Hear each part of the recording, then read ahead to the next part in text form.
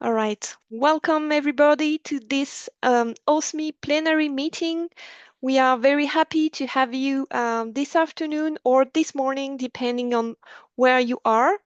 And I hope you are ready to discover what we have for you and the latest updates from OSMI. So this presentation has been prepared by the OSMI Coordination Committee and the OSMI initiators. So what do we have for today? So some welcoming words. So I think this one is done. And then I will give you an update on the principles of open science monitoring. And then I will give the floor to Nicolas Fressanjas, who will present to you the OSMI future governance, and you will have the opportunity to ask questions. Of course, feel free to ask questions whenever you want by putting a question on the chat or raising your hand as you wish. We will then give the floor to our working group co-chairs, and you will get an update from the working groups, and you will see all the good works that has been going on so far and the exciting outputs that are under preparation. And then we will end with some informations about the next steps for OSMI. So starting with the principles of open science monitoring. So as you know, the principles of open science monitoring are published since July. And we are very, very happy to have this final text, which is the result of, as you know, an international consultation facilitated by UNESCO, and which was a really important opportunity for everyone to give their opinion on the first draft of the principles. And now we have this internationally agreed upon text. It was initially published in English and in French, and since the 27th of September, it's also available in Finnish, in German, and in Spanish. So I would like to take this opportunity to thank very much again the colleague who took the time to translate the text, because it's not easy to find the right formulation, to capture all the nuances we try to put on the principles. So if you would like to translate the text in other languages, you are more than welcome to do so. So if you'd like, you can simply send your proposal to the OSMI Coordination Committee, simply to say that you would like to translate into another language, and we will be able to connect you with other colleagues who might have the same idea, because maybe several of you will be interested in translating in the same language. So let's work together. So if you're interested, of course, feel free to write to the OSMI Coordination Committee. So I see in the chat, is there a project to translate the principles in Arabic? So currently, no, not that we are aware of. So of course, you are more than welcome to translate in Arabic. It would be really, really nice, because it's important to have as many languages as we can. So I can see in the chat already some people connecting, so that's great. All right, oops, sorry. So for those translations, so again, you're welcome to translate. And also, we wanted to let you know that the principles will be sent to the UNESCO member states in April 2026. So the idea is also to have the principles approved by the UNESCO member states in 2026. So as you can see, the principles are, the adventure is not finished yet, and we are really happy to see the interest the community has in this text. So we would love to hear from you if you have already an action plan to implement the principles. So we have prepared for you a flash survey to know more about your plans. So we will share with you this flash survey during the meeting, and of course by email as well. You will be able um, to tell us if you have already used the principles in your current work, or if you would like to do so in the future. And yeah, if we can help you in any way, we will be very happy to do so. So I will get the floor to one of our colleague who has already done an amazing job with the principles. I will share the floor with her in a minute. But before that, we wanted to propose to you something and to see if this is of interest to you or not. We would like to propose a self-assessment grid for stakeholders wanting to check their compliance with the principles. So we had an initial draft from the French Open Science Monitor team, but we would very much like to know if this is something that you would think useful for for your community, for your institution, for your country, or not, because yeah, we want to do something useful. So we have this first draft that we have worked on, and I will stop sharing my screen just for a minute or two to have your opinion on this. So I see that Anne-Rose, you are definitely interested. Yes, Suni also from Singapore. If anyone wants to say something, of course, it will be only a supporting document, not something prescriptive or imposing anything. It's really a help for institutions wanting to implement the principles. Yeah, I see lots of yes.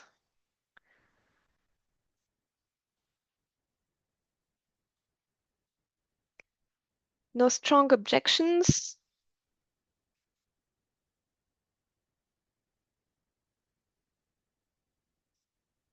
All right. Okay.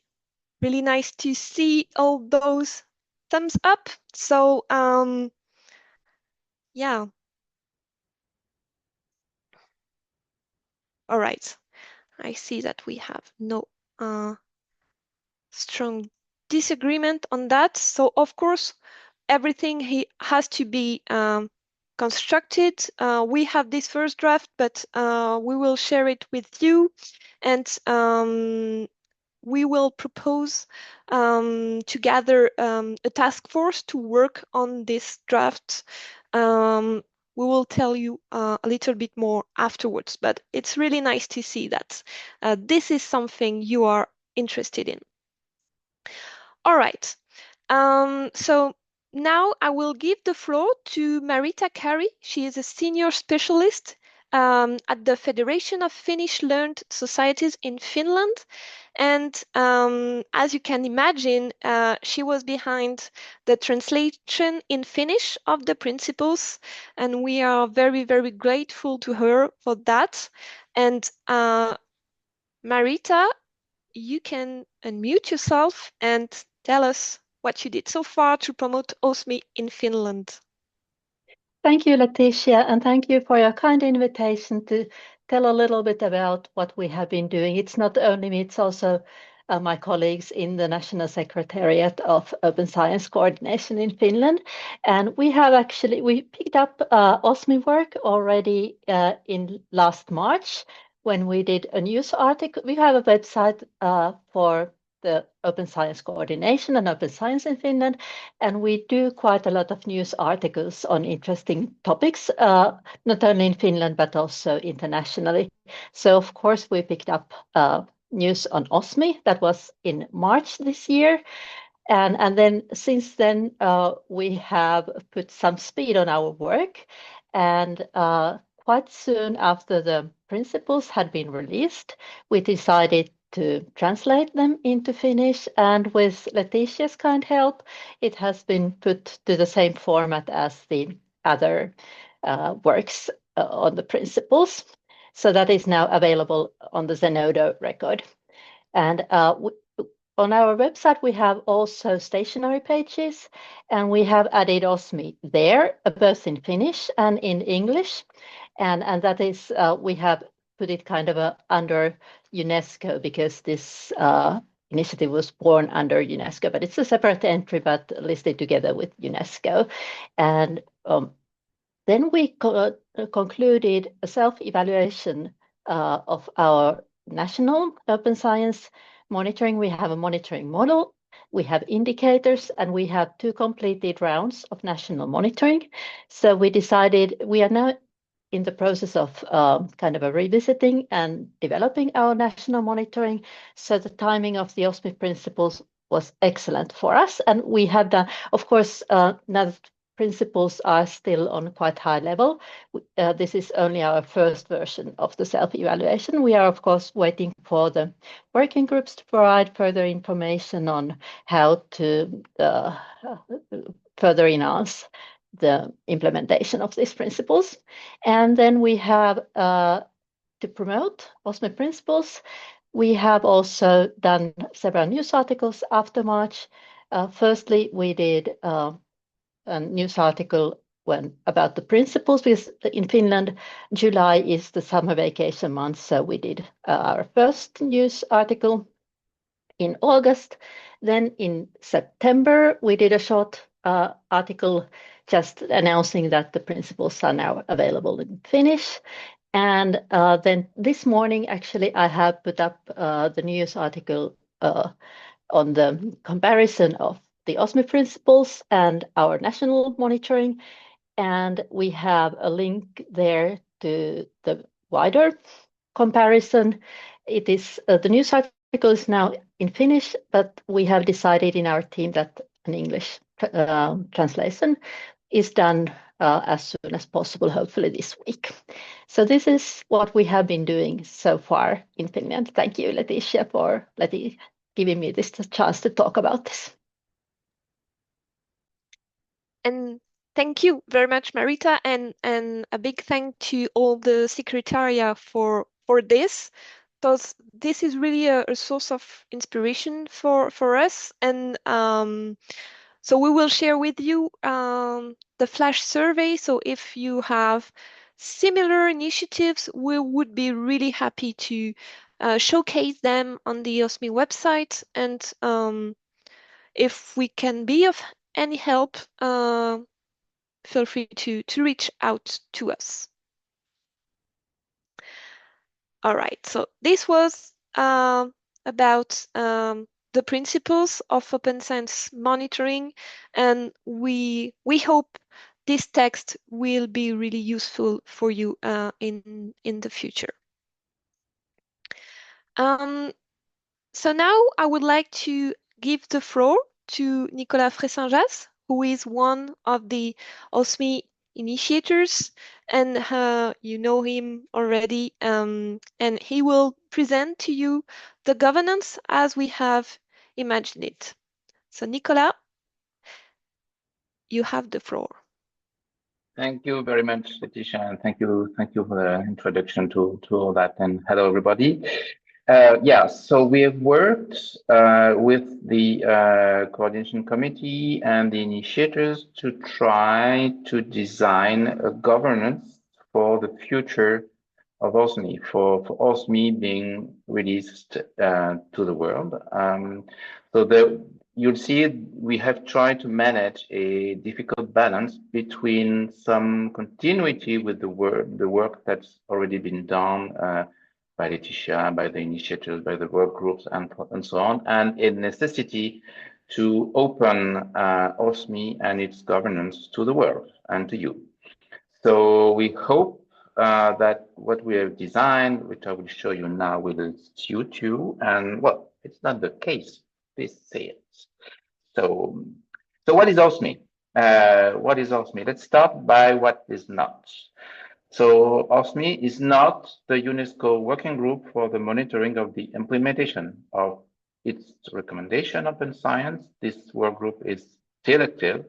There are, of course, connections between OSMI and this work group, but it's still active and working on its own.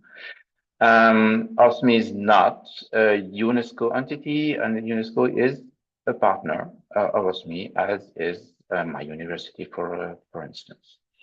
On the contrary, it is a multi-stakeholder group. It has no funding on its own, except some help provided by the French Ministry of Education and Research, the initial funding for the initiators group, and some technical support by Université de Lorraine, my university.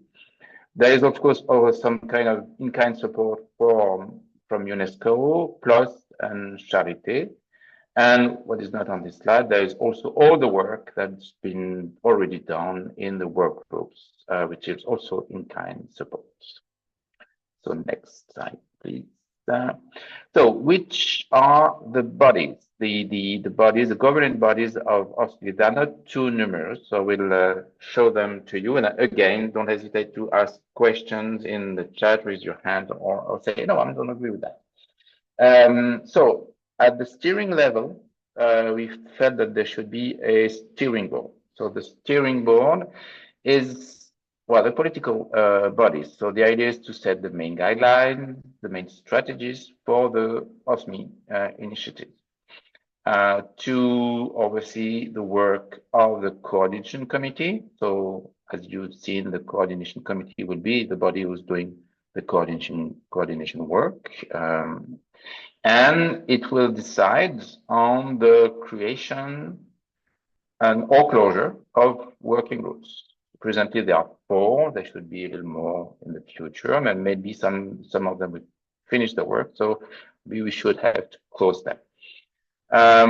So the chair of this working room, for the very first meeting, I propose to be, well, my name, which is in here. So I propose to be the chair, because I'm representing the Ministry of Education and Research and Université de Lorraine, because we have provided enough seed funding, but that's only for the first meeting.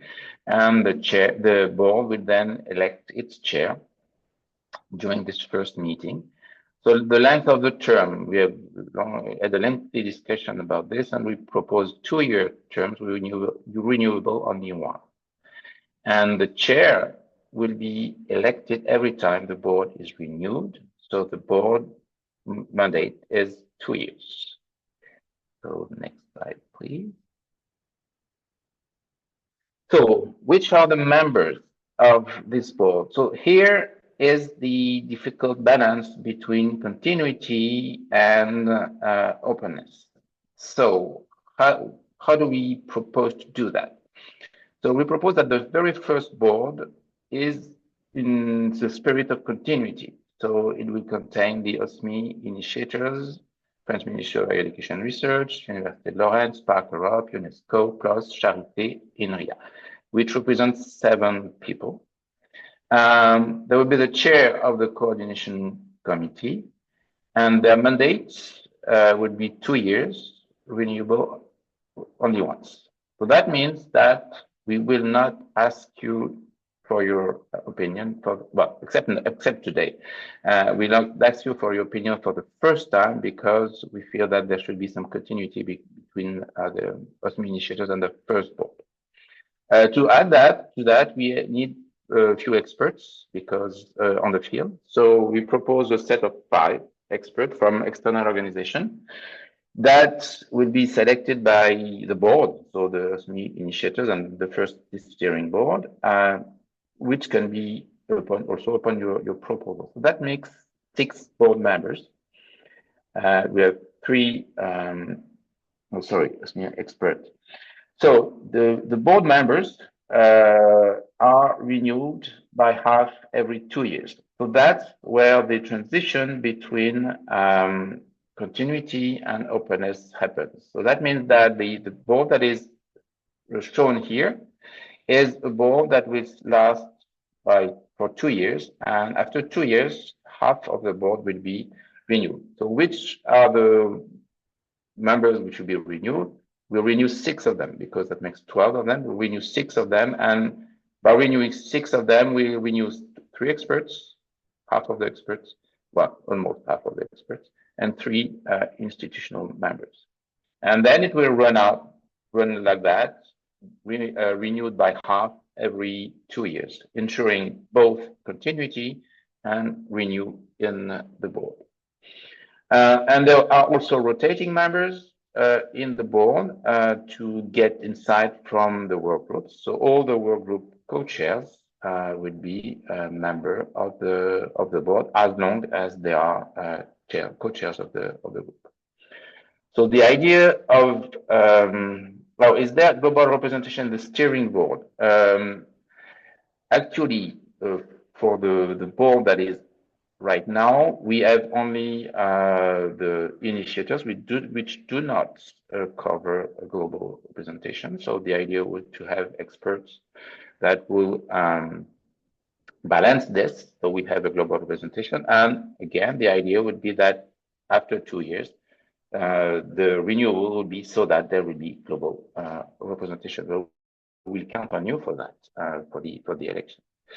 So the meeting once in a quarter online, and we feel that it's something interesting to have a meeting once a year in person. So that's quite something that is quite hard to do because it implies world travel, plane travel, and so on. So that's a proposal. There are pros, which means that it's good to see each other from time to time, and the cons are the expected travel, so carbon impact and also financial impact for everybody. So that's a proposal. Well, everything is proposal, particularly this part, because we're not completely our mind set up on this. Next slide, please. So the steering board, as I said, is a strategic level, and we have to designate, if we follow this governance as we show it here, we have to designate, a few external members. So to help us, well, please nominate yourself or someone else if you want to, if you feel you would be an expert in the board, or if you know someone who you feel should be an expert in the board. And we are going to have to select 5 people covering global, global representation and also expertise, scientific expertise representation. So next slide, please. So that was the board. So now we need people to do the real work for organizing and doing the link with the work groups and so on. So that's the coordination committee doing the coordination, as its name says, and the communication. So it reports to the steering board. And as you remember, the chair of the coordination committee is in the board. So what are its responsibilities? So the first one is, of course, the organization of board meetings. To offer support to the working groups output, to monitor the working groups output, to report to the board, and to do everything that you need, that communication, website, mailing list, social media, and everything that we have not thought of in this slide. So for the first meeting, the Université de Rennes, so Laetitia Bracco will be the chair, and then there will be a vote for the steering board members during the first meeting to elect the chair, as we thought for the board.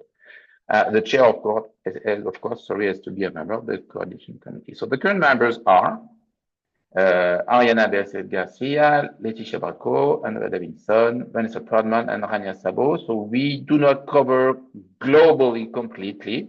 but yet it's not only no people. Thanks. Next slide, please.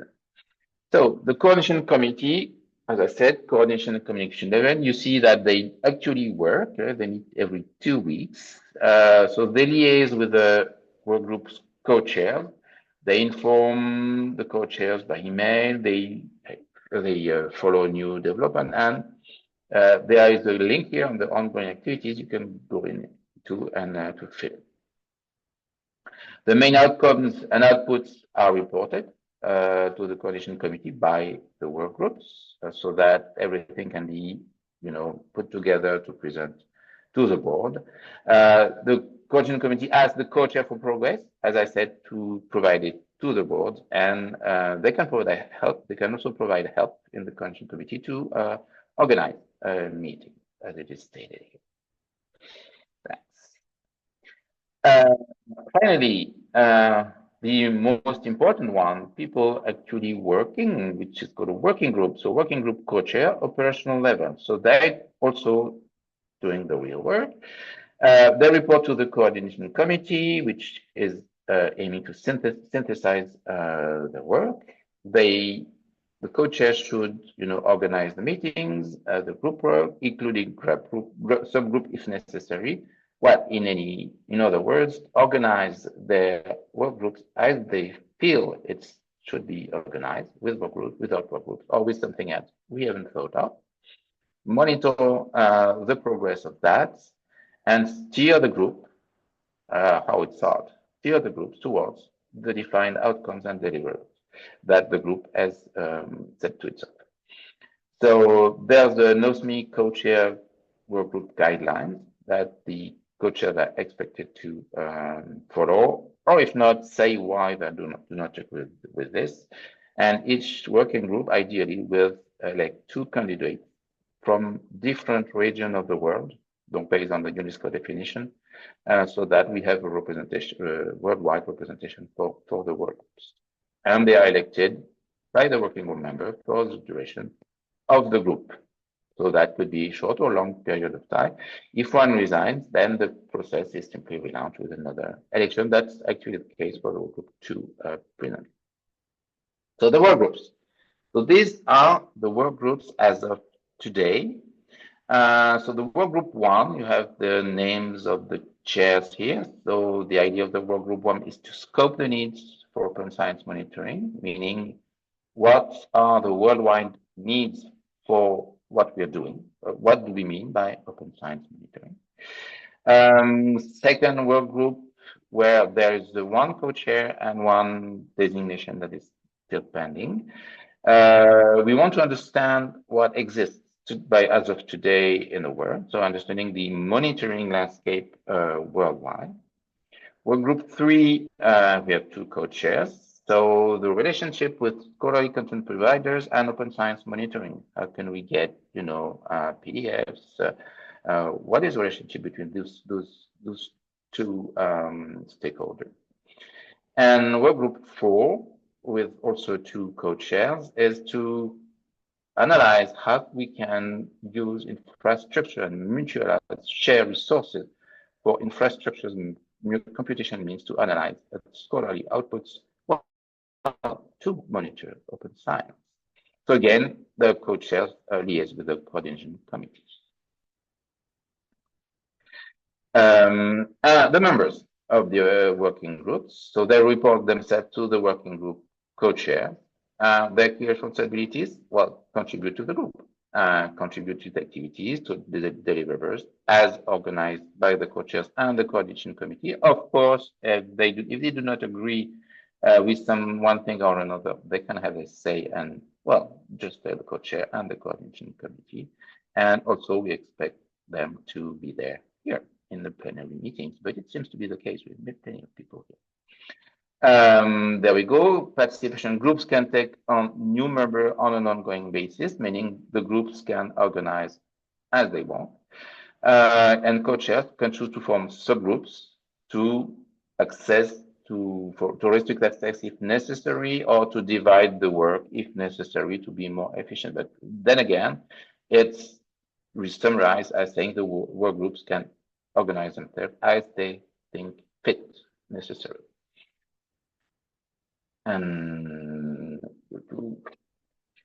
so there are actually right now 4 working groups. These are the 4 first working groups, and meaning that there will be other ones. So actually there are 2 of them in the bakery.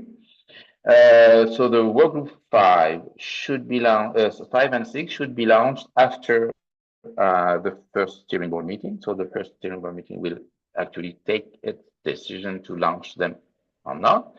So work group 5, the idea of the work group 5 is to implement the to propose help and community capacity building on the implementation of open science monitors. So how do we help others if somebody in the world, in a country, in a company, in an institution wants to build an open science monitor?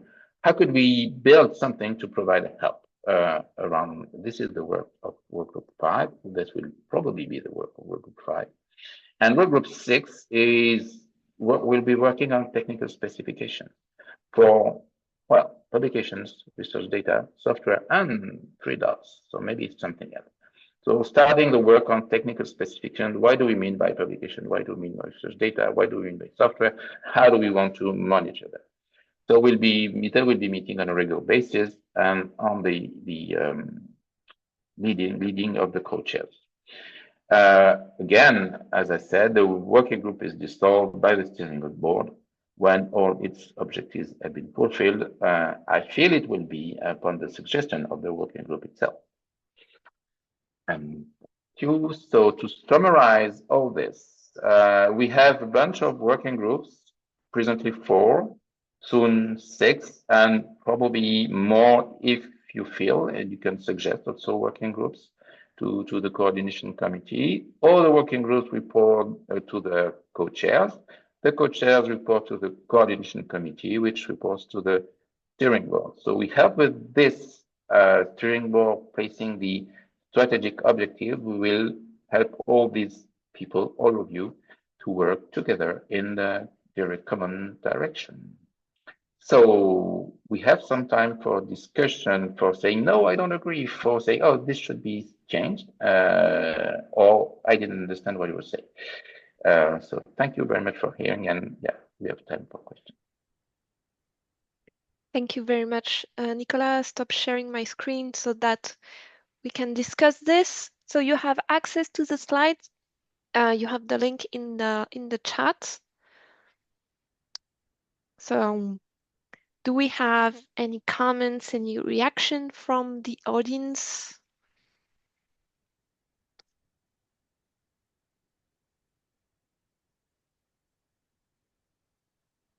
I see one thumb up. Thank you. Seems we have done some good job. Oh, wow. Okay, I repeat, it was a work of the coordination committee and the initiators. Actually, just after the launch of the principles.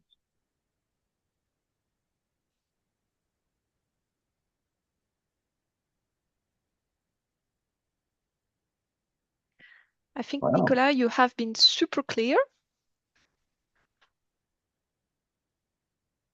And seem to have convinced you. So we can go on with this governance. Right. Seems a yes. All right, so let's go on. So correct me if I'm wrong, Letitia, but the next step would be convening the steering board, having a first meeting in, well, something like the first quarter of 2026. And well, I'll be chairing the first meeting, and well, the candidates the candidature are open for the chair of the first 2 years. And Yes, there will be renewal in 2 years. Renewal by half in 2 years. Exactly. And we are very much looking forward to your proposals for the 5 key experts. And in any case, at the end of this presentation, we will remind you all the reasons why you have to think about OSMI in the coming days or weeks by answering our flash survey regarding the principles, but also to nominate or self-nominate experts for the steering board. So thank you so much, Nicolas. Welcome. Thank you all. And thank you, Laetitia. And also a big thank to all to everyone who contributed to drafting this governance project. So I see a question in the chat. Nomination for the steering board are due November the 1st. Yes, absolutely. So you have a little, well, more or less a month to think about it, see if you would be interested in being an expert, or if you think that someone who is not, for now, an OSMI member should be in the steering board. So it's really open. So feel free also to have a look at the members section of the OSMI website. This is a good opportunity for me to share with you this. Maybe you have noticed already, but you are now able to explore OSMI members through a spreadsheet, because at the beginning you only had the list of members, but now you have a spreadsheet where you can explore by working group, by country, etc., etc. You can have a look at all the institutions represented there. And yeah, if you feel that one institution should be there and is not, maybe it's a good opportunity to nominate an expert from this institution. Yeah, Nicolas. Yeah, just also about the nomination. There was a question in the chat about the fact that the steering board is not completely globally representative for the beginning. So, and it's important to have nomination essentially because we perhaps do not know them from people for people which which would allow us to complete the global representation of the board. So if you know people that would fit in there, please do. We will send an email to the OSMI members list in any case to share this call for experts, and feel free to share it also within your communities, of course. All right, so I see no more questions on the chat. So we will now give the floor to our working group co-chairs. So Julian and Nabila, for the first one, do you want me to share my screen or do you want to share? No, you can share the screen. Okay. All right. So Laetitia, thanks. Yes. Okay. So, oh, now it's in full screen. It's better. Sorry for earlier. I don't know. So let's hear now an update from the working groups, and starting by working group 1. So Nabila and Julian, the floor is yours. Yeah, so hello everyone, and thank you again for joining us. So my name is Nabila Salisu, and I'm one of the co-chair of Work Group 1 alongside my colleague Julian Cortes. And together we've had the privilege of facilitating this work group under the umbrella of OSMI. And I'm gonna go ahead. What is our work group 1 focused on? So our central question is what should be monitored in open science and why? And to address this, we've organized our work around 4 key goals, define what should be monitored in open science, identifying gaps and challenges globally, and also provide foundational input for future monitoring framework. We also ensure there's inclusivity and ethical monitoring, and also collaboration with work group 2. So next slide, please. Okay, so For this slide, since our last update, we've made steady kind of progress. We've formed 5 subgroups, each aligned with the UNESCO pillars and also OSMI principles. These subgroups selected a flexible format for their deliverable, including brief, narratives, and matrices. And we've been using working sessions and trackers to collect inputs and examples. And Julian and I have already started drafting the intro and conclusion chapters to support the synthesis. So we've prioritized regional equity, ethical framing, and transparent attribution throughout. And looking ahead, each subgroup deliverables are due soon, end of October, and will then begin cross-subgroup synthesis just to highlight shared needs and overlapping gaps. The final workgroup 1 draft is expected early December or to be determined, and we'll submit our deliverable to OSMI around that time. The next slide. So this slide is just to visually recap our journey. We kicked off in March with orientation and also scope discussions. We held 2 co-chair meetings in May and June where we defined subgroup roles and shared tools. And by July, subgroups had submitted initial inputs and requested more time for deeper collaboration. And our recent September workgroup meeting, we aligned on formats and reaffirmed our shared commitment to regional equity and ethical monitoring. So we're now looking ahead to our next subgroup for our subgroup submissions, and we will use November and December to finalize our contribution. I don't know, Julian, if you want to add a little bit your perspective too. No, I think that you did it amazingly. Thank you, Nabila. I think that you show up like the more concrete achievements so far for the working group and also for our working members. Thank you. Thank you so much, Nabila and Julian, and also thank you to Working Group 1 members.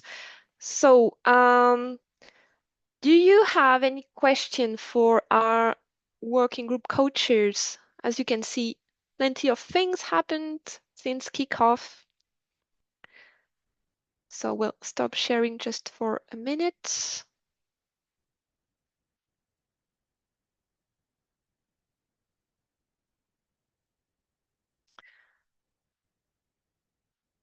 So any question or remarks?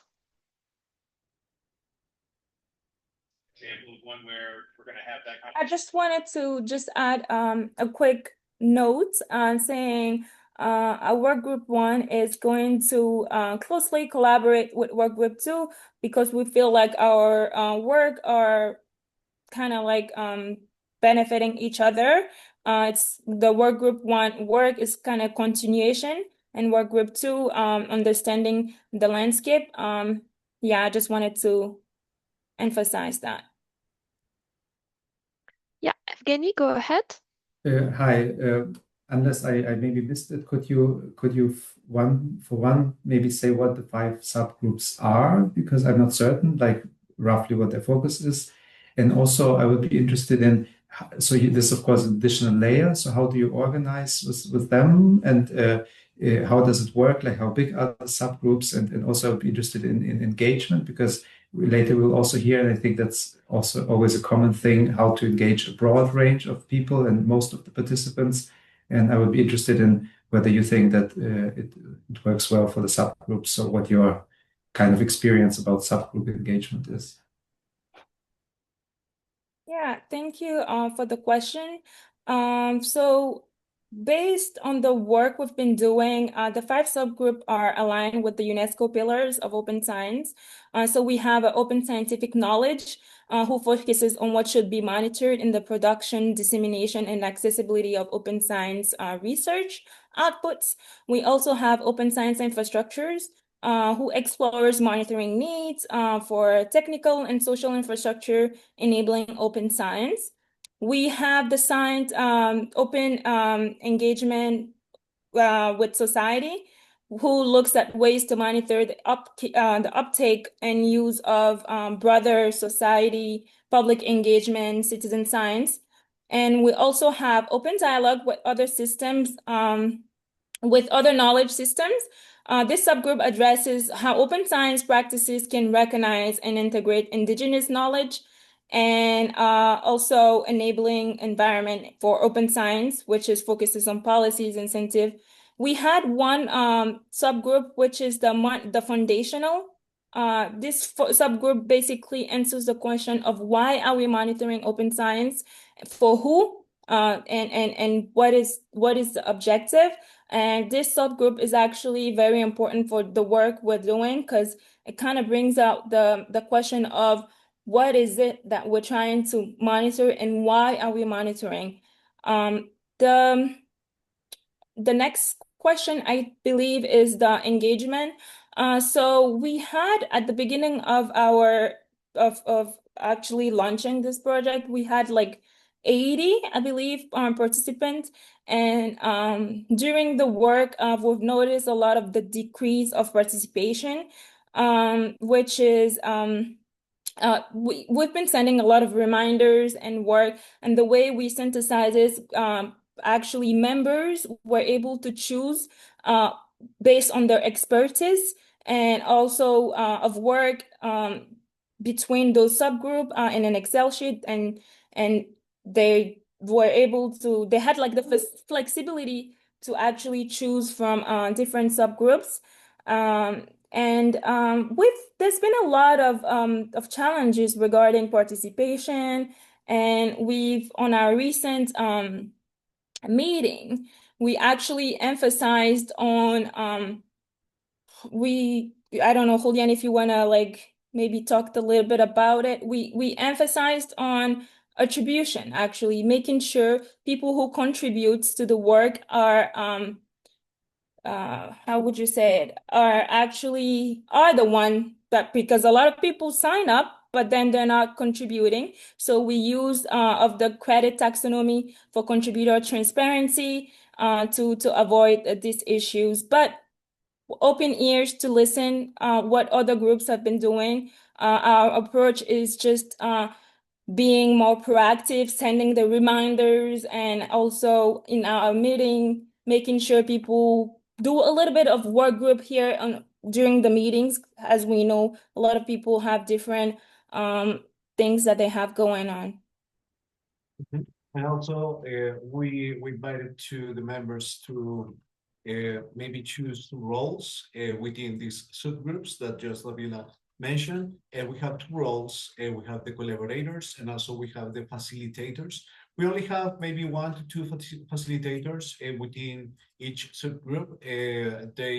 Their main role is to maybe drive the conversation, try to schedule the meetings, and also the collaborators are addressing the big questions, and also brainstorming the ideas to elaborate this each deliverable, so for each subgroup. So we try, since we are a huge group, we are plus 80 members, we try to divide according to each member interest and expertise, and then also each subgroup has these two roles for each members, let's say, to maybe try to mobilize, decentralize the dynamic of the working group, and also to give more diversity, more openness, and also go beyond, let's say, the say and the ideas of the chairs. That's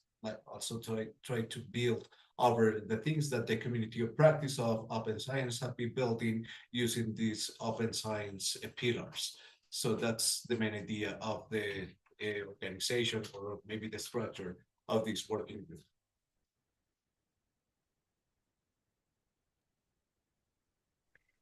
Thank you very much. Is that answering the question? Yeah.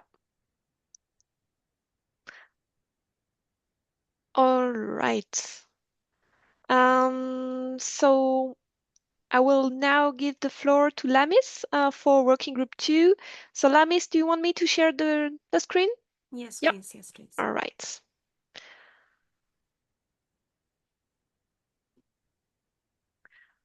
All right, so now let's hear from working group 2.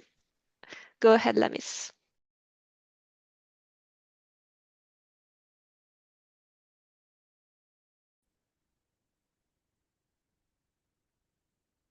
Okay, thank you so much, Leticia, and thank you everyone for joining.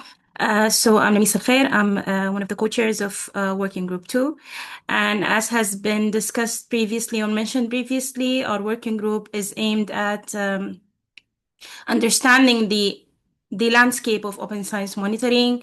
Mainly, we're trying to map and analyze the global landscape of monitoring initiatives, and we're trying to build a consolidated list of initiatives, and also identify patterns, gaps, and blind spots that are present within open science monitoring. Next slide, please. So this is kind of a quick representation of the members within the working group. I think you can already see some regions are more represented than others, and I think this ties in, perfectly with some of the analysis that I'm going to show you in the next slides. But I think like the awareness and interest in about open science and open science monitoring is varied across the world, and hence this is why you could understand why some regions have more participants compared to others. And since we have so many regions with so many time zones, what we decided to do is that we have monthly meetings. We have a meeting at the third week of each month, and we do 2 sessions for each meeting at 2 different time zones, in an effort to be as inclusive as possible and to accommodate as many of the working group members as possible. Next slide, please. So again, this is kind of a brief overview of the progress that we've done so far. The very first thing that we decided to do is to define the scope, define what is an open science monitoring initiative. We had a lot of back and forth around that, but then with the help of the co-chairs and the steering committee and the coordination committee, we were able to come up with the brief definition of what an open science monitoring initiative is. And this is what we are currently working with. And then we opened a call for the group members, working group 2 members, to add in any open science monitoring initiative that they know of. And we were able to collect about 14 of these initiatives. And while we were sort of searching and looking, we found that there are already several lists that list several open science monitoring initiatives. Some of them are, regional. Some of them, like each group is each list caters to specific goal or a region or for example, a specific pillar of open science. So we thought it would be a good thing to make a list of these lists so that we can, dive into them and look into each individual initiatives. We also did some very preliminary categorization of the initiatives, not for all the initiatives, but I think for about 34 initiatives. As I said, this is very preliminary, and these are the results that I'll be showing you in the coming slides. But then we opened also a call for volunteers that would help us to, because the initial categorization was done by the co-chairs, but the initiatives are so many. So we opened the opportunity for working group members to volunteer, to really dig into those initiatives and those lists and extract the data that we need out of them. Next slide, please.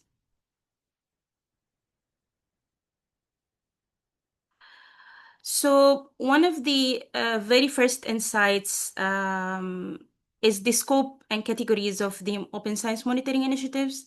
There are monitoring initiatives that are comprehensive, that they monitor more than one dimension of open science, but there are also domain-specific monitoring initiatives, for example, in open access, open data, open infrastructure, policies.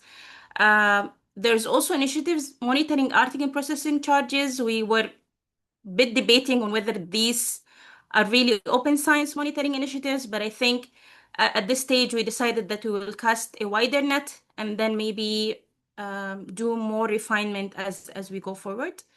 And I think in the very limited analysis that we've done so far, we can clearly see that open access wins the race. There are so many initiatives that are monitoring open access, and it sort of makes sense because open access is the most famous or well-known domain of open science. Next, please. Again, also this is a brief summary of the geographical coverage. As you can see, Europe is the biggest contributor to open science monitoring initiatives.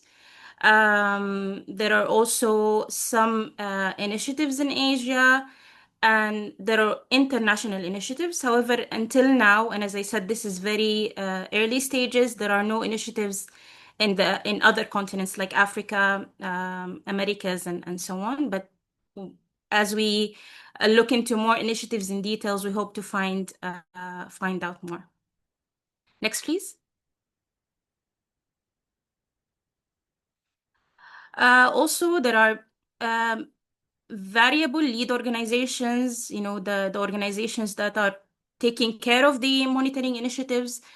We have national entities, we have academic sectors, we have publishers, we have multi-stakeholder alliances, and we also have nonprofits that are sort of leading those monitoring initiatives. And of course, we'll probably find more as we gather more data. Next, please. So for the next steps, again, we're continuing aggregating the initiatives from multiple lists into one consolidated list. We're going to refine the inclusion and exclusion criteria. We're also going to analyze the data in order to identify insights, gaps, and trends. So by the end of 2025, we're hoping to have a publicly available database of initiatives, and also, of course, hoping to have a good landscape analysis. And beyond 2025, we're also hoping to do maybe some sort of formal report or publication that would summarize the findings that the working group 2 came up with. Also, one of the suggestions was that maybe we could try to work in putting the data in a more interactive way that would help people to understand it better and interact with it better.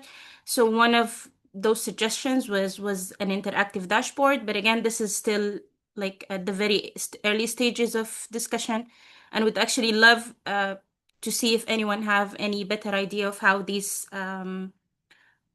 results could be presented to the world. We're also hoping to continue updating the list that we have and the data set that we have. We'll probably try to think of a way that we open this to the public, like have some sort of a form or something that will enable the public to put in initiatives that we might have missed or initiatives that have just been established, for example. And of course, we'd also love to explore how we can collaborate with the other working groups. As Nabila said, we will be coordinating and interacting a lot with working group 1. But I think we'd also like to see how our work could be tied in with the other working groups. Next, please. So finally, these are a set of questions that the working group actually asked me to present in this meeting, hoping that we could get some insights. First of all, would love to know if any of you have any resources, like lists of monitoring initiatives or anything that you think would be able to help us. Please share that with us. Also, we're wondering what type of analysis do you all think should be done with the data that we're going to collect, beyond, the descriptive analysis that I've just showed and that we will expand on. And also, and this is mainly for OSMI and the OSMI stakeholders, what are the information that you need? Like what would be the optimum format and type of information that would really help OSMI continue the work and expand it.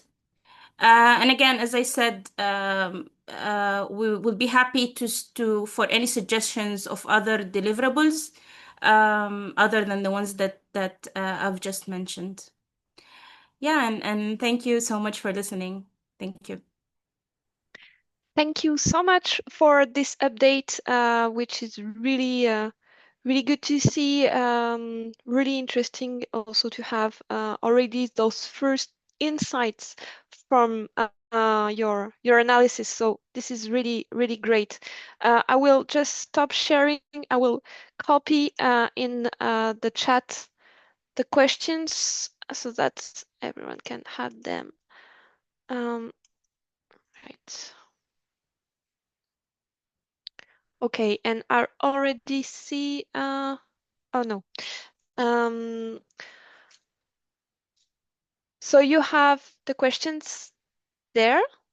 So yes, great progress indeed. It's really, really impressive. And who would like to react after this presentation of Working Group 2? I can start if necessary. Yeah, Nicolas. Yeah, I hope you and Eva. First, when I see your presentation and I put it in the chat, I feel it's already a real bunch of really interesting results that you have here.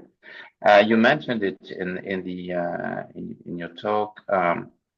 To what extent can we already think of what's going to be go public in what you did, because there are, the geography of the monitoring is interesting and so on. And you mentioned you would summarize or make a report or whatever. It's one of your goals in the working group.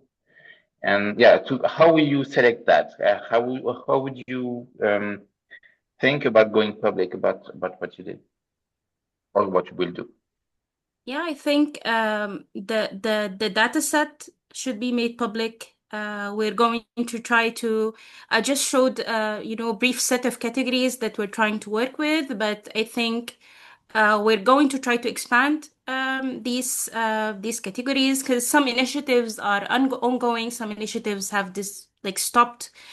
We'd also like to dig deeper into what exactly are these initiatives monitoring, how they are monitoring it.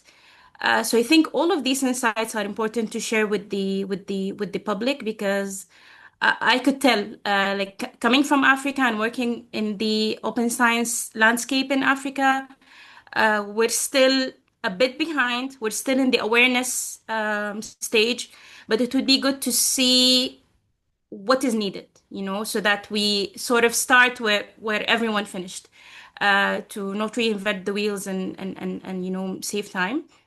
But I think all of these insights are important, and this is why the idea of having like an interactive dashboard, something that is easy for people to interact with, because different people will be interested in different information. So we really try to make it easy, for each everyone to reach the information that they need. But we have to think about that, and probably need a lot of technical help around that. Yeah. Thank you. Oh. I Ask answered the you. coordination committee for technical help. Letitia, correct me if I'm wrong. You're right.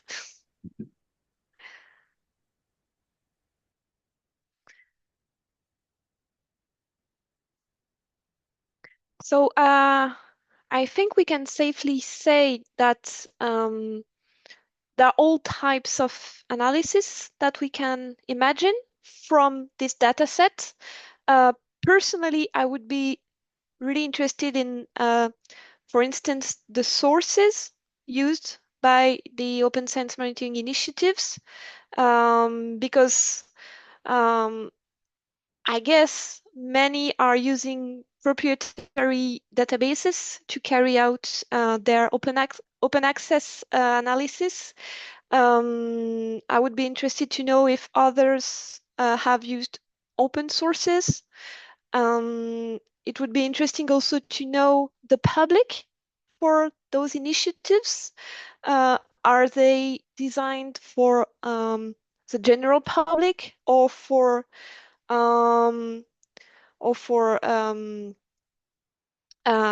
funders or for I don't know, board members of any given institution? Because I think it can convey a very different message. Yeah, who is doing this analysis? Libraries, researchers, publishers. You have already figured out this one, but I think it would be interesting to know what kind of skills, are required to carry out those kind of open science monitoring initiatives. So plenty of things to imagine, I would say. Yeah, and I think we also discussed that as we see the data and get the data in front of us, we'll definitely come up with different types of analysis that we could think of.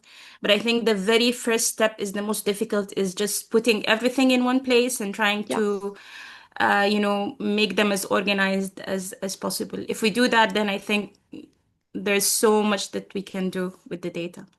Thank you. Yeah, absolutely. Thank you.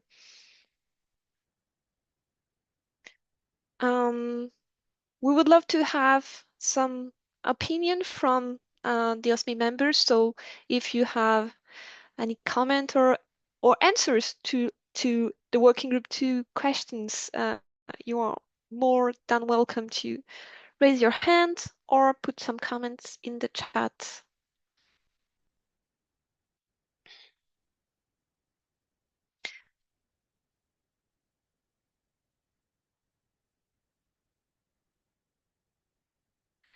And yeah, thank you, Nabila, for your call to join Working Group 1. It's working also for other groups. Yeah, we have a message in the chat from Katie. Yeah, and okay, she sends us a report. All right, things to investigate.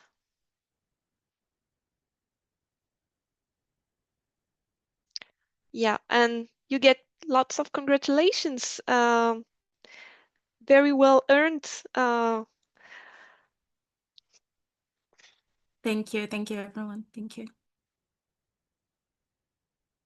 All right, so in the meantime, if you have any comments or ideas for Working Group 2, feel free to add them in the chat. And of course, feel free to use the OSMI members mailing list. It's also there for that. So it's the list you are all in. So it's a pretty big list, but feel free to use it as you see fit. All right, so I would like to give the floor to Irache and Lebo for working group 3. Hi, Irache. Hello, thank you, Leticia. I'll be screen sharing for this part, but hopefully you can see everything correctly. But Lebo's gonna get us started, so I'll hand over to her. Yes, good afternoon, good morning from wherever you might be. I am Lebo, one of the co-chairs for the working group 3. So I'm going to be sharing part of our presentation today, and then Iracha will do the rest of the presentation. So in terms of who we are as working group 3, we have our goals. The first one is to increase the involvement of a variety of scholarly content providers and open science monitoring initiatives. So it is our goal that we want to involve scholarly content providers, mainly the publishers in the OSMI. And then we are talking about inclusivity. We want to encourage involvement from all different scholarly content providers from all different settings or background. And then we want to increase the availability of results and methods of open science monitoring with scholarly content providers. Of course, as we're doing this, we want to be in alignment with the open science FAIR principles. So we want to encourage openness in monitoring indicators. And then we also want to stimulate new initiatives, research, and collaborators that advance and improve the monitoring of open science with scholarly content providers.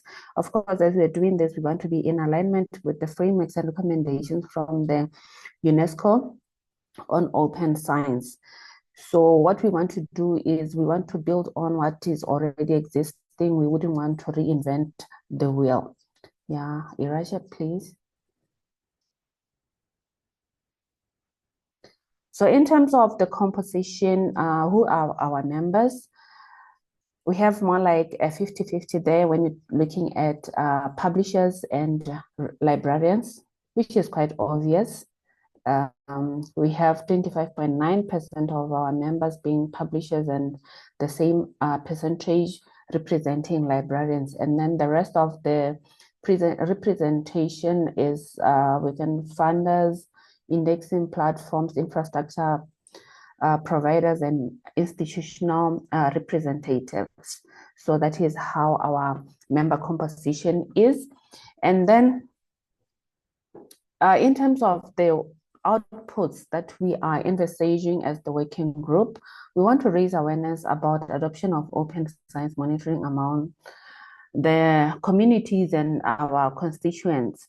So we are looking at maybe having outreach campaigns or education initiatives that will reach out to all the stakeholders.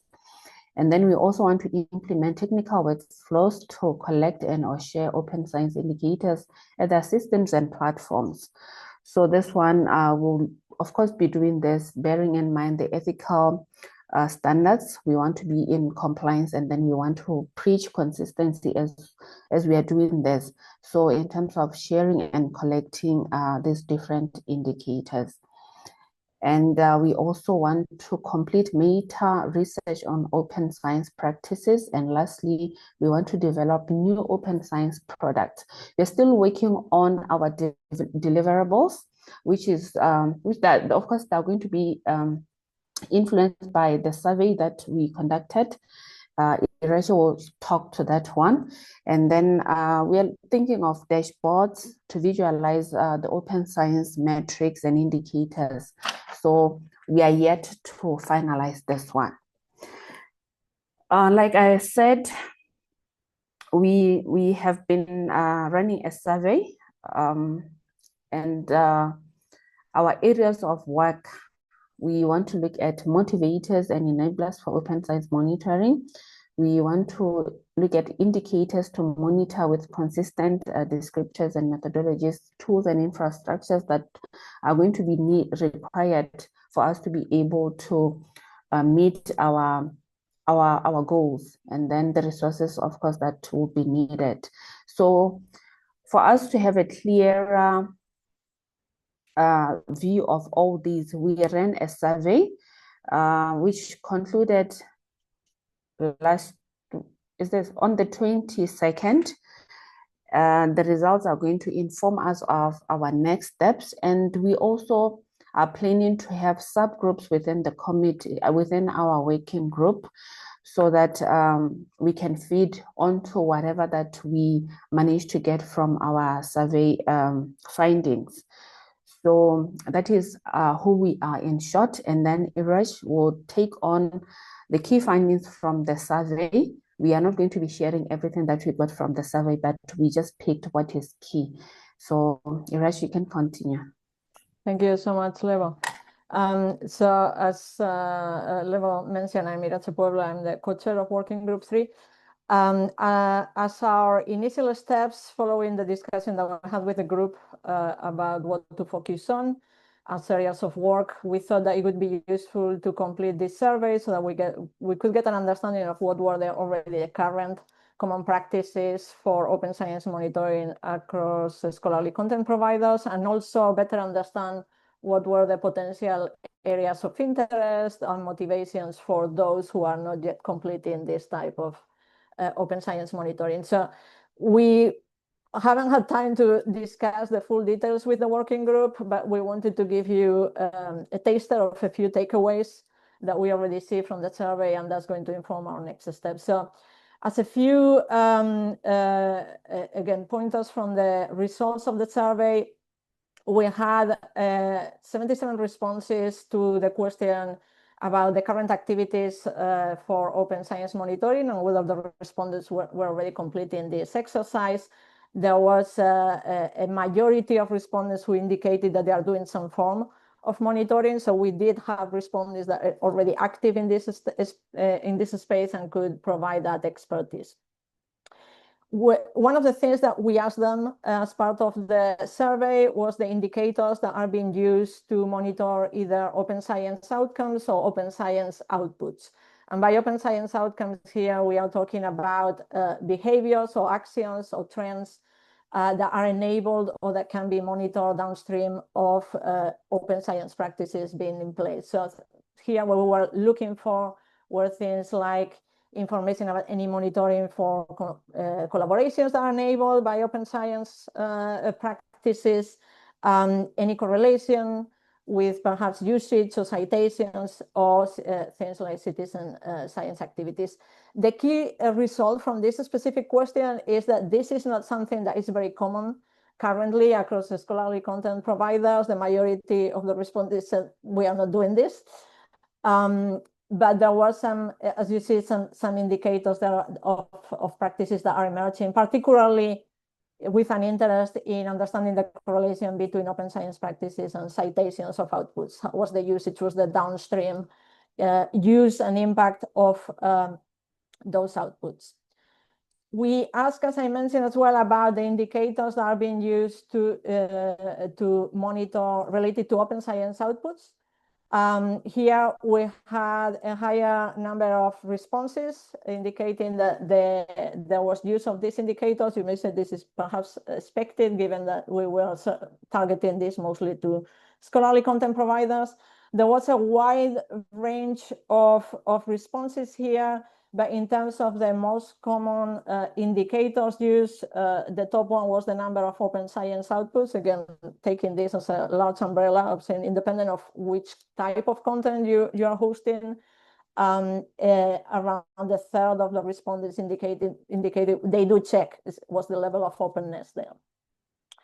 There was also, again, associated with this, quite a few number of responses indicating that that's also being monitored at the output type. So essentially not only looking quantitatively across the whole content, which makes sense, but then also trying to break down that practice to see how that looks like for whether you have open articles, open data, code, etc. Again, depending on the content that each provider is hosting. And another indicator commonly used is that of trying to identify usage counts. That it can be, again, also citations, but other types of usage with those open outputs.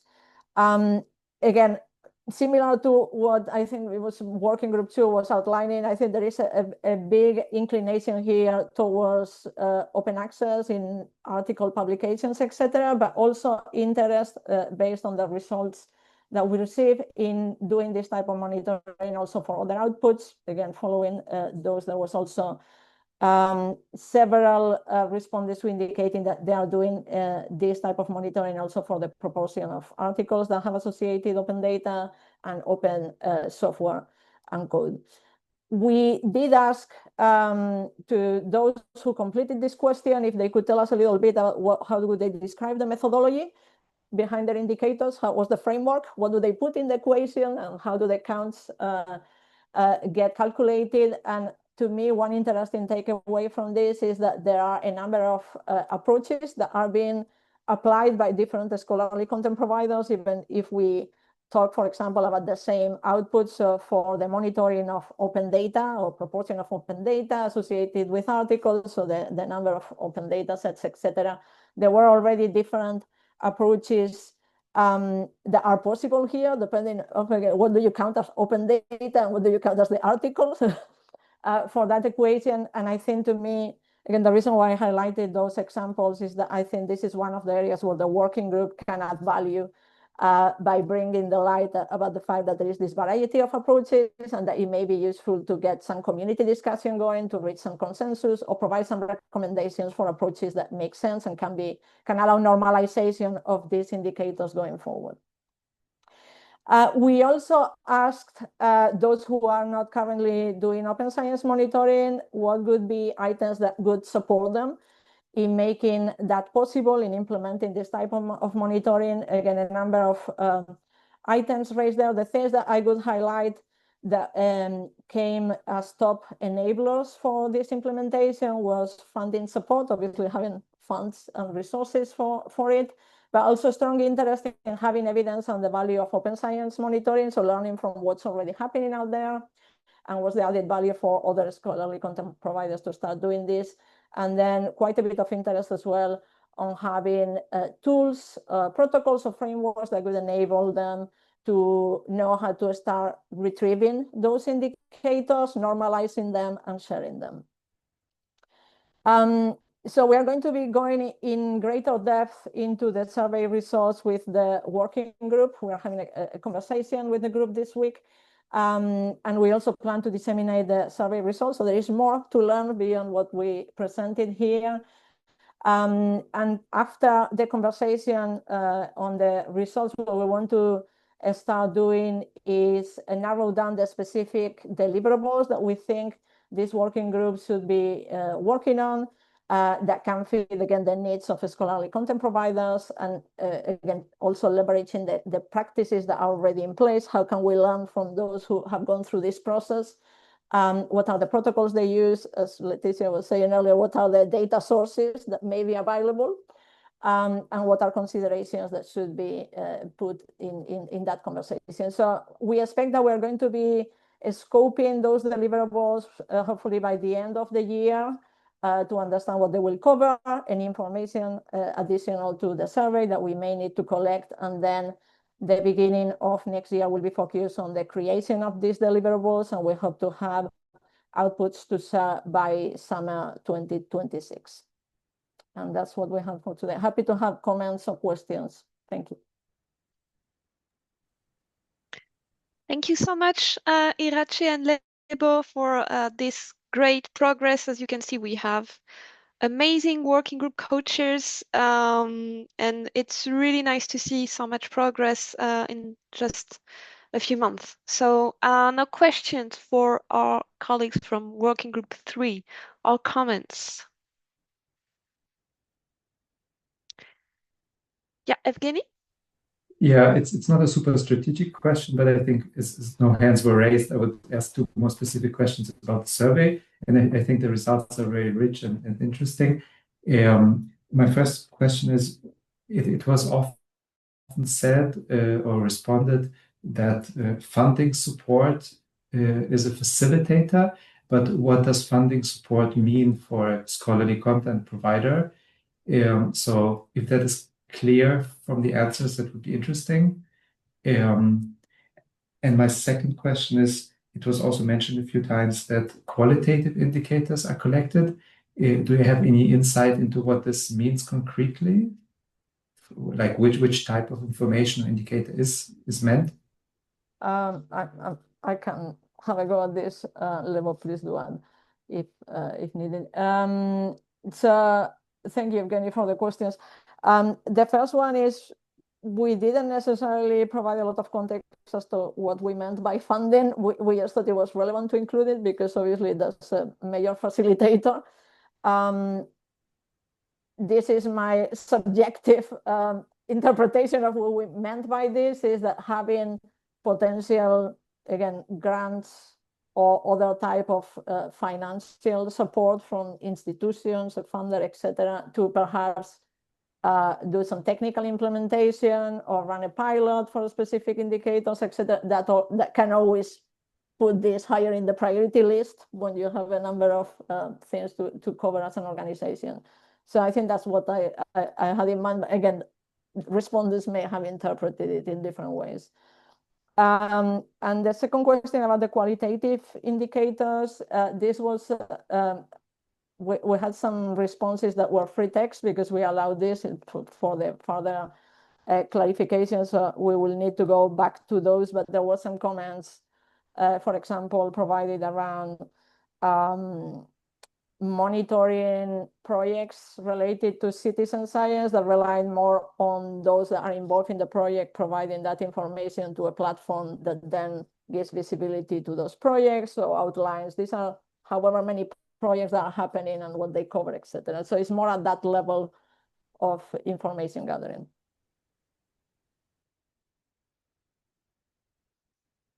Thank you. Do we have other questions or remarks?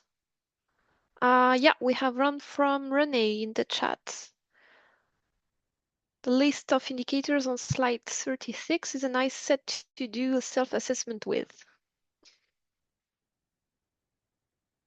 Thank you. Yeah, we'll have to see how we can extract as much as possible from here, but that's a very nice suggestion. Thank you.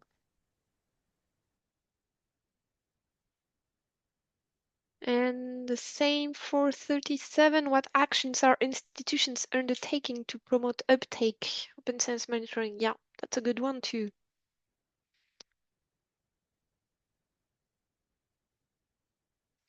Evgeny, you still have your hand raised. Did you have? Okay, it's an old hand. No, sorry. All right. I see no more questions. So thank you again. And I will now give the floor to Christina and Pragya for, I think it's only Christina today, for working group 4. Do you want me to share my screen? I will share. It's okay. You Thank share. All Yeah. right.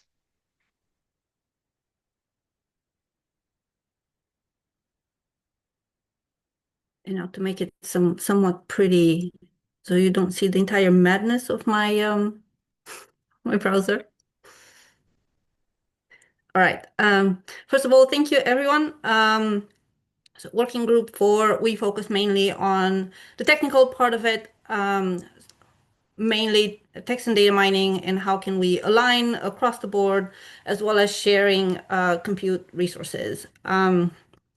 And the first thing that we try to do together with Pragya, the co-chair of the group, is to understand a little bit better where all of us, all of the members of the group are in terms of maturity, in terms of focus, technical tools used, as well as data used, and it ended up being a mixed bag of things. So some members use closed text and data mining applications or software, and together with closed data, or the other way around, or together. And as we mapped them out, we saw a bunch of challenges and a bunch of opportunities as well. Some of them that we can tackle within the group, some of them that would be better tackled actually in one of the other working groups. But overall, we do see a lot of opportunities really to work together in cross-functional groups with the other working groups. Here are some examples that came through from the survey, and Pragya will be working on putting together a more kind of comprehensive blog post about what we have found. The biggest part where we have used the results of the survey, however, is to put together a more grounded vision of what do we want to achieve, through our working group, and basically how can we inspire each other. And that's where some of these next slides kind of came about. On the one hand, to align on our strategic pillars, and we kind of settle on these three. The draft strategy is now shared across all of our members, open for feedback. So this is not set in stone for that. It's really just trying to put into practice what we have learned through the survey, but also, of course, our own interests in terms of text and data mining specifically, as well as compute resources. And there we have our strategic pillars on one side, and then participation model, because our members have different levels of technical capacity and skills, but also different time and interest available. We want it to be as inclusive as possible. You can observe within any of the groups and any of the subgroups that we will be creating to be inspired or to inspire people that are kind of committing technical resources to achieving specific goals.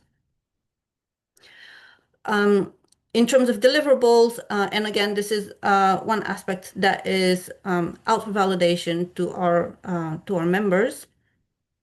There are these 5 different points. On the one hand is an infrastructure maturity model. This one is particularly interesting for me, so we can cluster around shared interests and potentially apply for funding, depending on where we are, both in our interest, but also in terms of infrastructure maturity. So we don't have very different people or groups that are interested in entirely different things, trying to work together and achieve a joint goal. The working group topic clusters ideally would be activated, and we, through our working group, can provide a way to share learnings, but also to meet and get together and exchange ideas. The strategic brief for funders, this is where I will rely heavily on Paria and her experience on the policy side of things. Because technology should always, or at least that's how I see it, underpin the business. So basically, what are we trying to achieve? So are we focusing on the right things at the right time? And what do we need in order to achieve all those things that we do plan to achieve? Also to the points that were made earlier in the earlier presentations from the other working groups, we do need to get together and we do need to have common ground. And of course, the showcasing part of it all. Thank you. Thank you very much, Christina, for this presentation. Again, huge progress and lots of interesting deliverables coming up ahead. I think it's fair to say that Working Group 4 is the most technical one, and then might be the most difficult to establish deliverables who would be useful to everyone. Having in mind the human resources, the skills and infrastructures needed to carry out text mining analysis. So thank you very much for those proposals. Yeah, so anyone from, yeah, Dominique, go ahead. We have a question. C'est une erreur, je m'excuse. Ah, d'accord. Excuse me, it is mistake. No problem. In the meantime, if anyone does not have access or has not been shared the strategy or the vision that we have for the working group, but is interested in looking over it and provide feedback, more than happy to share the document. Similarly to the data behind the survey, everything is within our working group folder, so happy to share with anyone interested. Thank you so much, Christina. All right, I see no hands raised. Before moving on to the next steps, I'm looking at my colleagues from the OSMI Initiators Group or the Coordination Committee. Do you have anything else you wanted to add? Okay, all right. So let's have a look at the next steps for yeah, for the coming month. So sharing my screen again.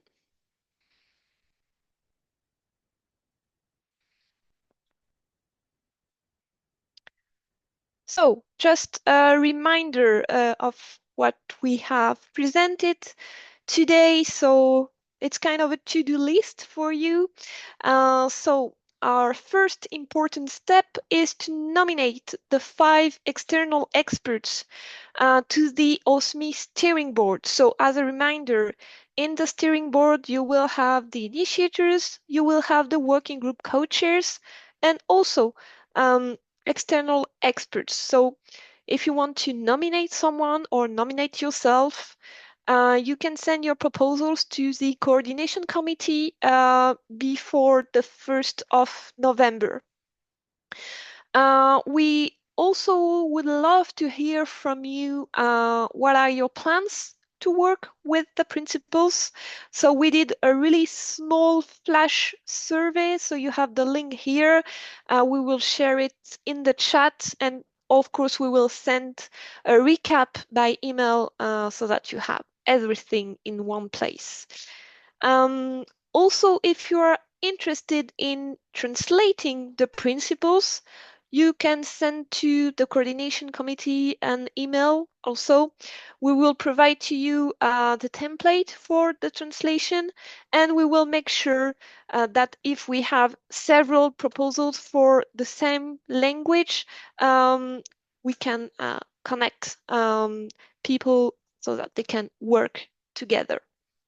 Also, another important thing, if you are interested in being part of a task force working on the self-assessment grid, again, write to the OSMI Coordination Committee before the 1st of November.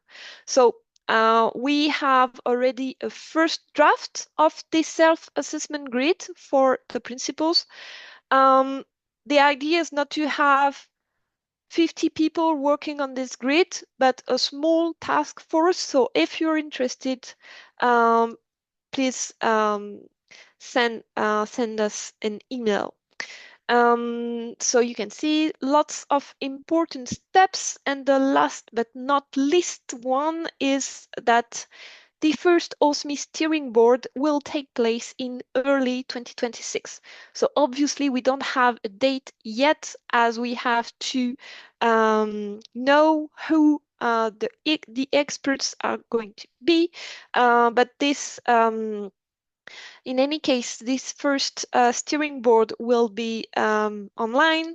And we are very much looking forward to having those additional experts for our steering board. And I will stop sharing my screen. And thank you very much, Andrea. You have the link to the flash survey in the chat. So I hope everything is clear for you. Do you have any remaining questions?